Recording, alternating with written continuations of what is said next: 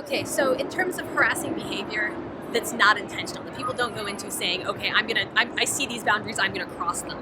Um, there are a couple different things. The first is that I think a lot of people see conventions as kind of existing outside of their normal rules of society and social interaction, and they do to an extent. But they go in and it's not an environment they're necessarily familiar with, and it's not an environment they necessarily have a set schema of appropriate behavior for. And so again, they sometimes end up taking things further than they would otherwise. Like this space that's like not really real life. It's kind of like a break from real life. It's kind of like a break from the daily grind of going to work and doing chores and making a living.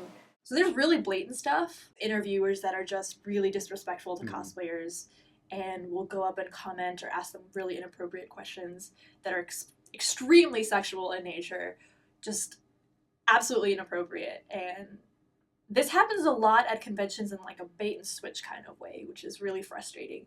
Because when you're a cosplayer and you have invested so much time and effort and blood, sweat, and tears even sometimes to make this costume, and someone comes up to you and says that they have some kind of admiration for what you've done and would like to interview you about it, you feel like the sense of pride, right? Like you're happy and you're full of pride and you want to like share that. So when they switch it up and the camera starts rolling and they ask you these questions about your sex life or comment on physical attributes of yours that are in no way related to the costume, that's really disheartening.